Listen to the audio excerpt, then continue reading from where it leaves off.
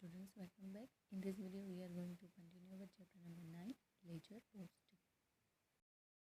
So today we are going to solve illustration number 10. This is the last illustration of this chapter. अब इस illustration में क्या है, accounts दिए गए हैं और उसकी बैलेंसेस फाइंड करके दी गई है. अब हमें ये क्लासीफाई करना है कि ये बैलेंस कौन सी है, डेबिट बैलेंस है या तो क्रेडिट बैलेंस है. अब तक हमने जितना भी सीखा है, अब आपको पता है कि क्रेडिट बैलेंस किसको बोलते हैं, डेबिट बैलेंस किसको बोलते हैं और स्क्वायर्ड अप यानी कि सेटल अमाउंट किसको बोलते हैं. तो यहाँ पे following are the accounts extracted from the ledger of Shailaja. From the balance of each account decide whether it is a debit balance और क्रेडिट बैलेंस. यहाँ पे देखो कैपिटल अकाउंट है, क्रेडिट का टोटल ज़्यादा है 4,70,000, तो सेम टोटल यहाँ पे अप्लाई किया है 4,70,000. फिर जो डिफरेंस आया है वो कौन से साइड आया है, डेबिट साइड. बट जिस साइड का टोटल है वही बैलेंस ये कहलाएगी. क्रेडिट साइड का टोटल ज़्यादा है तो this is the credit balance. Difference debit side but balance is known as credit balance. Next है बिल्डिंग अकाउंट. अब डेबिट साइड का टोटल ज़्यादा है तो डिफरेंस कौन से साइड पे आएगा, क्रेडिट साइड पे. यहाँ पे सिर्फ एक ही साइड जो है पोस्टिंग की गई थी, यानी कि एक ही साइड अमाउंट लिखी गई थी, तो सेम टोटल लिखा, फिर सेम टोटल यहाँ पे लिखा और सेम जो है वो बैलेंस कैरी फॉरवर्ड हो जाएगी. क्लियर. नेक्स्ट है फर्नीचर. ये भी असेट थी, ये भी असेट है, तो इसकी भी कौन सी बैलेंस होगी, डेबिट बैलेंस. डेबिट बैलेंस का टोटल सेम टोटल, यहाँ पे same balance carry forward. Next है परचेस अकाउंट. परचेस अकाउंट में क्या है, राजेश यहाँ पे लिखा है 85,000. डेबिट साइड पे इफेक्ट दी गई है, क्रेडिट साइड पे कुछ भी इफेक्ट नहीं है, तो जो डेबिट साइड का टोटल है वही टोटल यहाँ पे और वही बैलेंस कैरी फॉरवर्ड. तो यहाँ पे भी जो बैलेंस है वो है debit. This is credit balance, debit balance, debit balance, debit balance. Are you getting clear.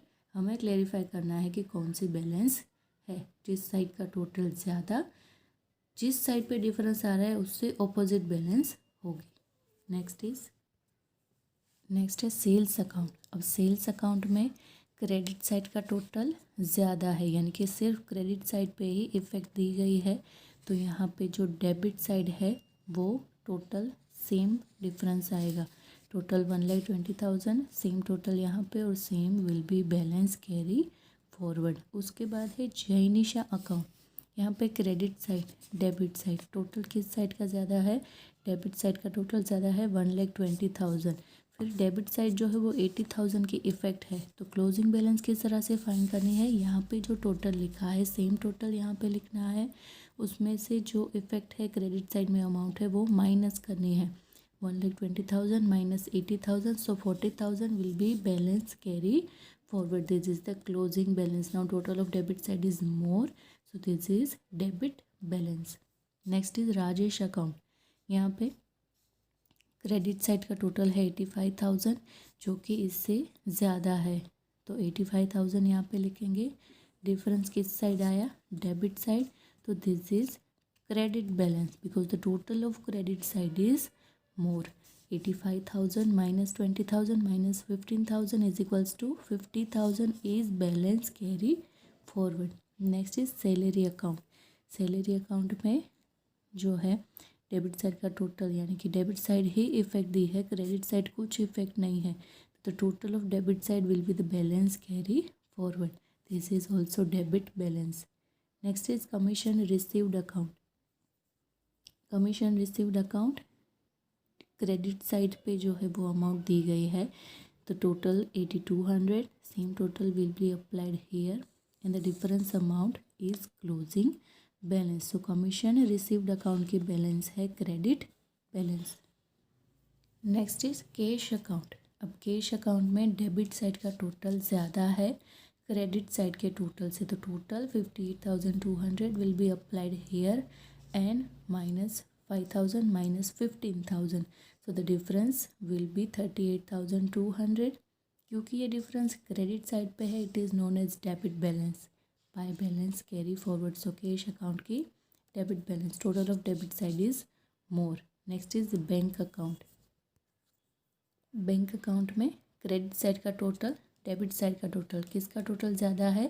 80 + 5 85,000 minus 20,000 minus 12,000 minus 40,000. तो 13,000 डिफरेंस आएगा क्रेडिट साइड पे, but this is also debit balance because the total of debit side is more. So this is debit balance. By balance carry forward, but record कहाँ पे होगा? Opposite side पे, credit side पे. Next is Raunak furniture mart account. यहाँ पे भी 40,000 है, यहाँ पे भी 40,000 है. तो ये क्या है? Settled account. यहाँ पे कुछ भी बैलेंस जो है वो क्लोजिंग बैलेंस यहाँ पे फाइंड नहीं होगी. नाउ जितनी भी बैलेंसेस हमने फाइंड की है उसको एक स्टेटमेंट में दिखाना है. Now let us prepare a statement of balance of all accounts included in above illustration. Thereafter let us have a total of debit and credit balances. इससे क्या होगा? डेबिट और क्रेडिट बैलेंस का टोटल जो है वो टैली हो जाएगा.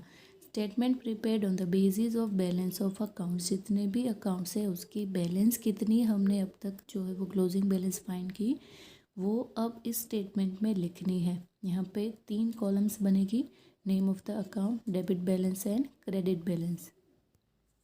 फर्स्ट अकाउंट था कैपिटल अकाउंट, उसकी कौन सी बैलेंस आई थी? Credit balance. फिर था बिल्डिंग अकाउंट, उसकी डेबिट बैलेंस आई थी 4,20,000.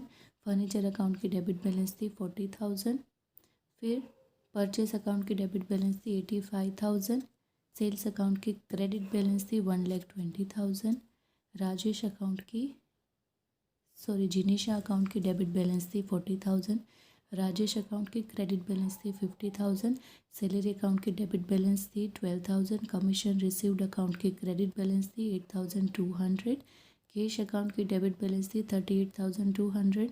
बैंक अकाउंट की भी डेबिट बैलेंस थी 13,000. और रौनक फर्नीचर मार्ट क्या था? उसमें कुछ भी डेबिट क्रेडिट बैलेंस नहीं थी क्योंकि दोनों अकाउंट जो है वो सेटल हो चुका था. वो अकाउंट में डेबिट और क्रेडिट साइड का टोटल क्या था? सेम. तो यहाँ पे डेबिट बैलेंस का total is equals to credit balance का टोटल. ये था statement on the basis of balance of account.